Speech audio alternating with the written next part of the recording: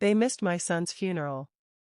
Then tried to claim his $750,000 trust for a wedding. I thought losing my son would be the worst pain of my life. But I was wrong. Because what my own parents did after that broke me in a way I never thought possible. The day my son passed away, my world stopped. He was only 19, full of dreams, full of life, and in a single moment, everything was gone. I remember sitting in that hospital room, holding his hand, hoping he would wake up, praying for a miracle that never came. The silence after that moment was unbearable. I thought the hardest part would be saying goodbye. I thought my family would be there, standing beside me, helping me carry this pain. But when the day of the funeral came, something happened that I will never forget. My parents didn't show up. No calls, no messages, no explanation. Just absence. At first, I thought something must have happened, maybe an emergency, maybe something serious.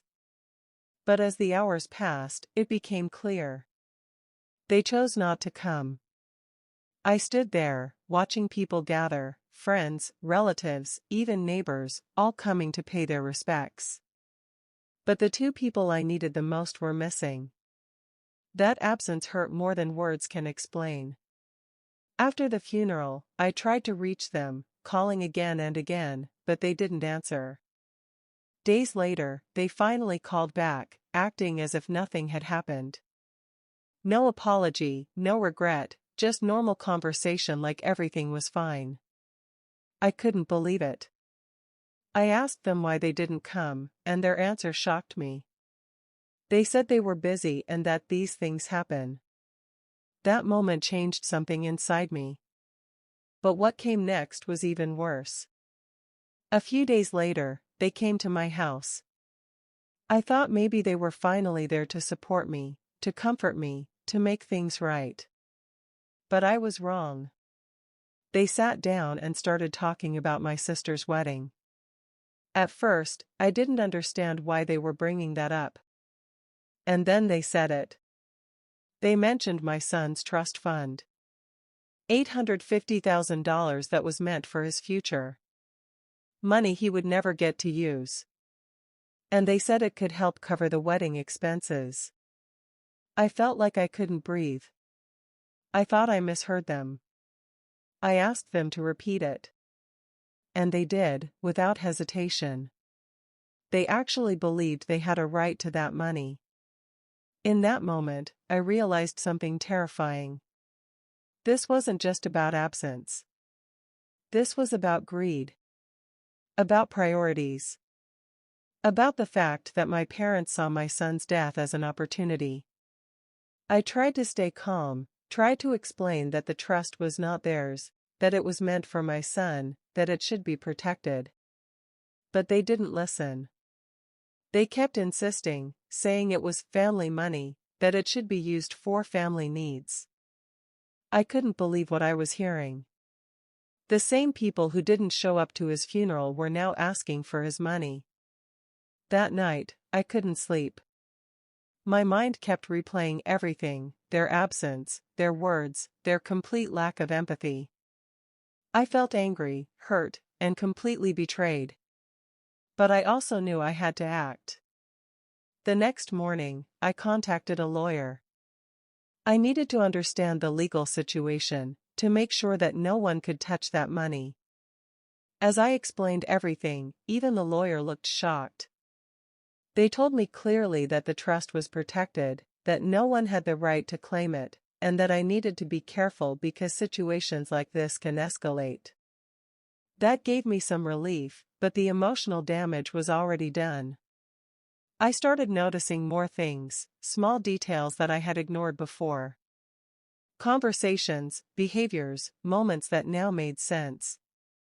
It felt like I was seeing my parents for who they really were for the first time. And then something unexpected happened. My sister found out. She came to me, confused and upset, asking if it was true. I could see in her eyes that she had no idea about their plan.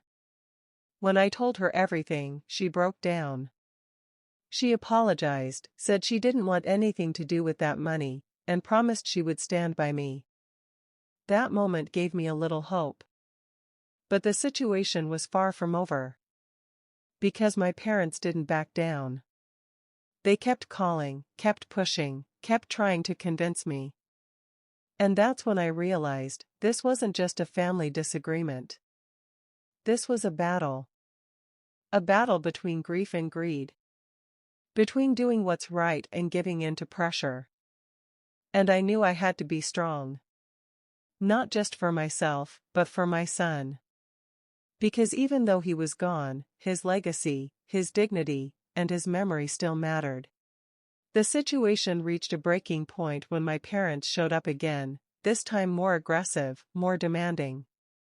They brought documents, arguments, and even tried to emotionally manipulate me, saying I was being selfish, that I was breaking the family apart. But I had reached my limit. I told them clearly that the trust was not theirs, that it would never be used for a wedding, and that they needed to respect that. The argument escalated quickly. Voices were raised, accusations were made, and years of hidden tension finally came to the surface. My sister stood beside me, defending me, telling them they were wrong. For the first time, I wasn't alone. That changed everything. Eventually, I had to take legal action to ensure the trust was fully secured. It wasn't something I ever imagined doing against my own parents, but I had no choice. The process was stressful, emotional, and draining. But in the end, it worked.